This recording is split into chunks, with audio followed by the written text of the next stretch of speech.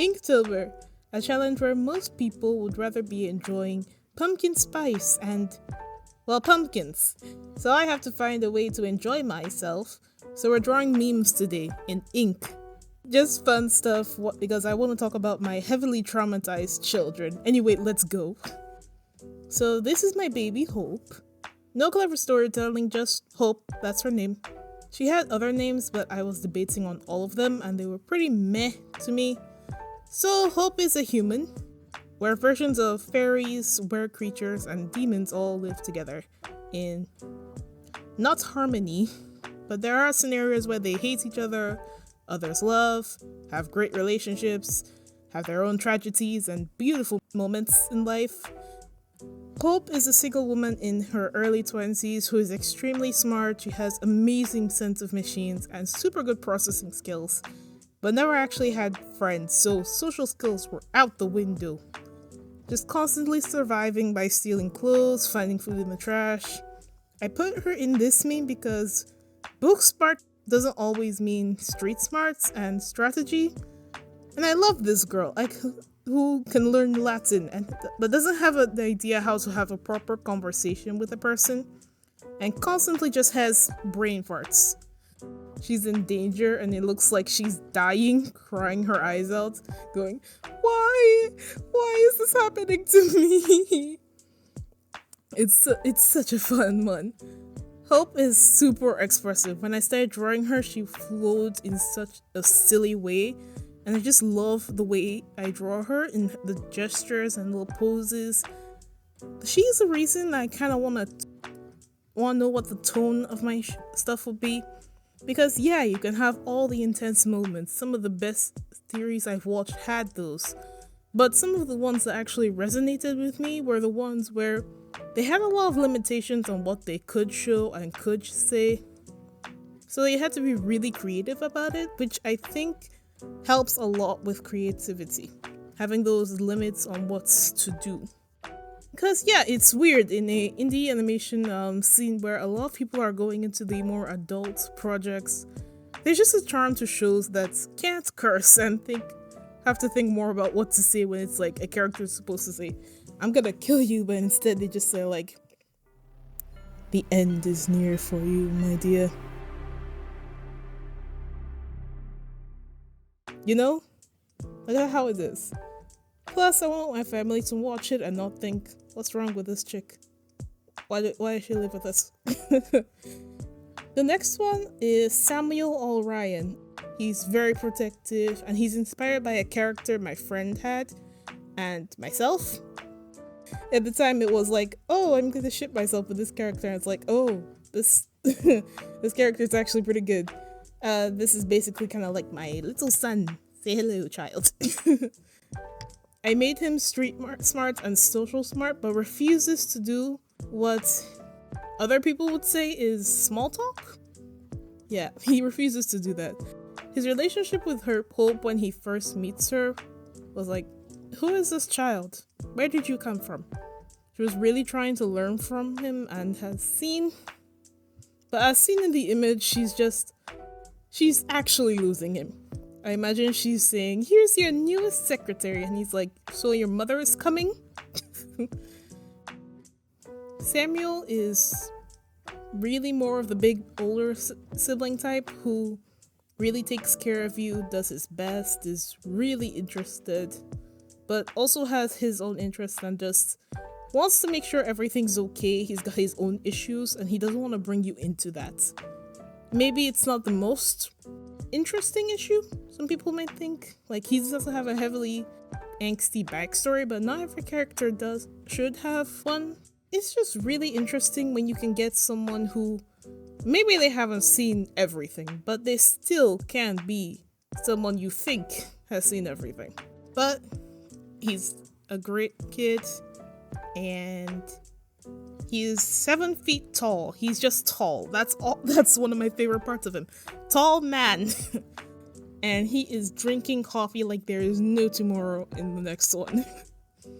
Then next you have Sunshine Boy, who is your fun big brother.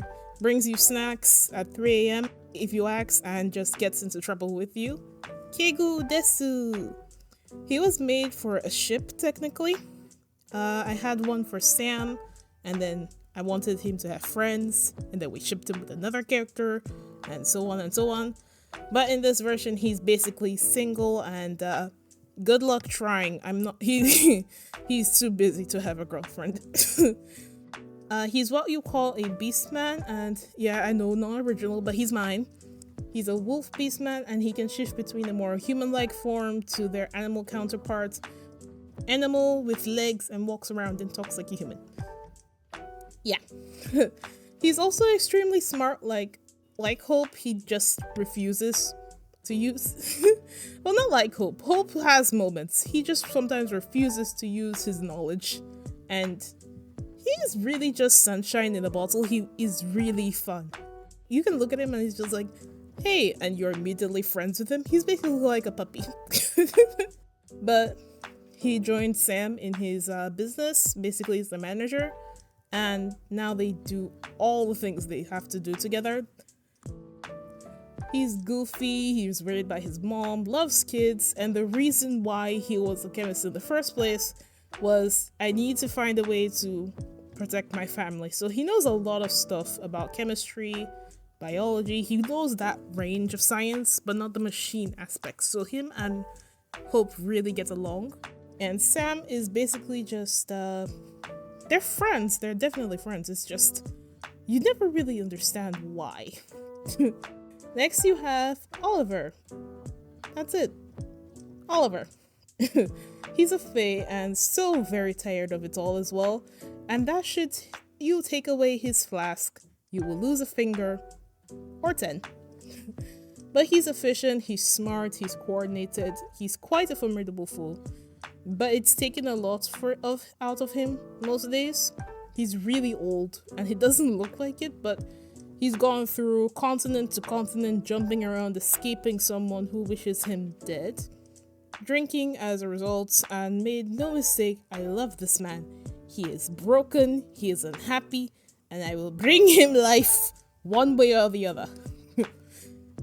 One of the best ways I can say it is that he's really proficient with magic, but just refuses to use it a lot of the time. Because, yeah, he has magic, but like, kick the thing first. Light it on fire. How about that? He's just chaos. He's not really happy to have Hope around when they first meet. Same thing, it's just like, who is this child? But it's more like, why would you let someone so young and a human of all things join us? You get a lot of good moments with them because it feels more like a father-daughter kind of relationship or an uncle. And you really get to see that he does care about her, but, well, it's a really tough time. It's a really tough job. And he, while very durable, knows that she will break like a twig.